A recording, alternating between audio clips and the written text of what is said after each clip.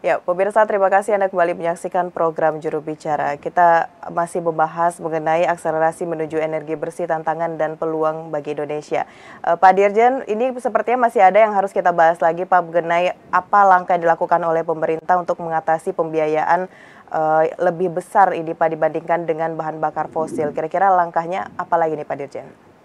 Iya, jadi selain yang tadi saya sampaikan, ada soal pilihan teknologi atau pilihan sumber energi baru dan terbarukannya, kemudian juga teknologinya yang terus kita kembangkan supaya bisa lebih murah.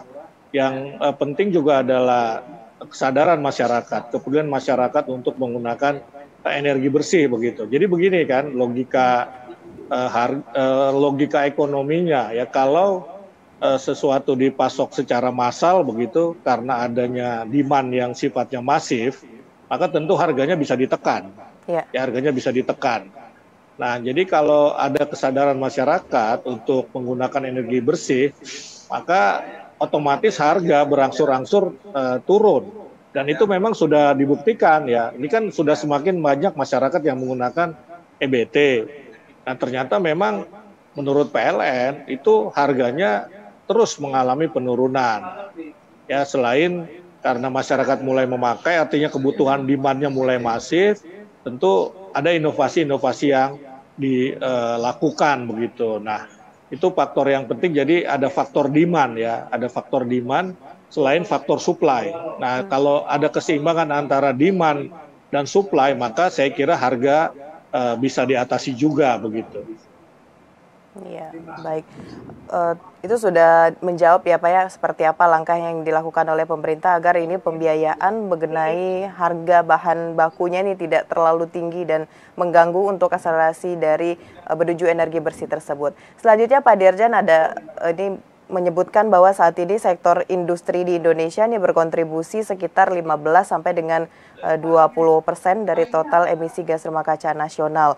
Nah, lantas kita tentu memerlukan upaya untuk bisa menurunkan angka ini Pak Dirjen di Indonesia. Nah, ini bagaimana kita untuk mengatasi hal tersebut, Pak?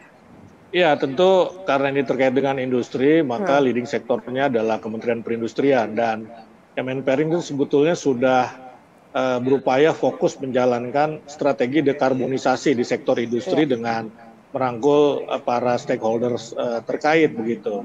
Nah, kalau dilihat dari sumber emisinya, 60% itu berasal dari penggunaan energi, sedangkan 25% itu emisi dari limbah industri, dan 15% berasal dari apa itu prosesnya ya, industrial proses dan produk use-nya.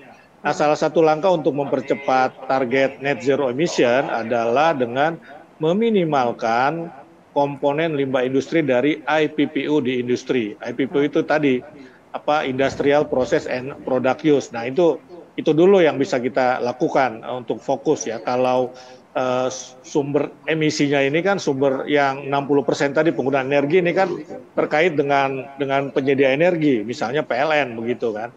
Nah, kemudian emisi yang dominan berasal dari penggunaan energi, ini akan terus kita tekan jumlahnya ya dengan sinergi tadi yang saya sampaikan, Ya. lembaga lain, misalnya dengan Kementerian SDM, Hmm. karena PLN itu kan di bawah Kementerian SDM, serta stakeholder yang berperan penting dalam penyediaan sumber energi bersih. Dalam hal ini tentu PLN.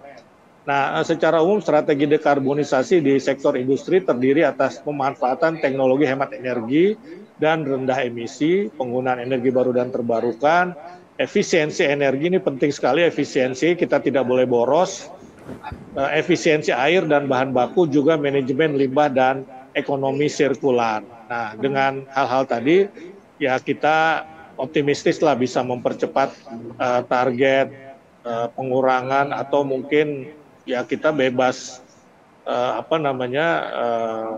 karbon ya, netral karbon artinya pada 2060.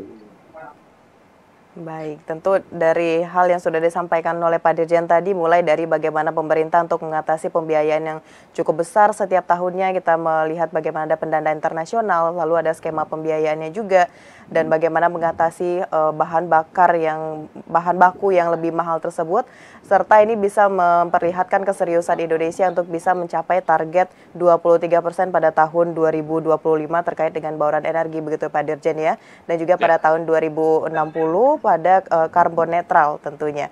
Terima kasih Pak Dirjen, semoga apa yang telah Bapak sampaikan tadi benar-benar bisa direalisasikan secepatnya oleh pemerintah Indonesia untuk bisa mewujudkan dari akselerasi menuju energi bersih tersebut. Pak Dirjen, selamat melanjutkan aktivitas. Selamat malam. Selamat malam, terima kasih Mona. Terima kasih Pak Dirjen. Dan pemirsa, itulah dialog kita dalam program Juru Bicara kali ini. Terima kasih bagi Anda yang sudah menyaksikan. Saya Mona Azarini pamit. Selamat malam dan sampai jumpa.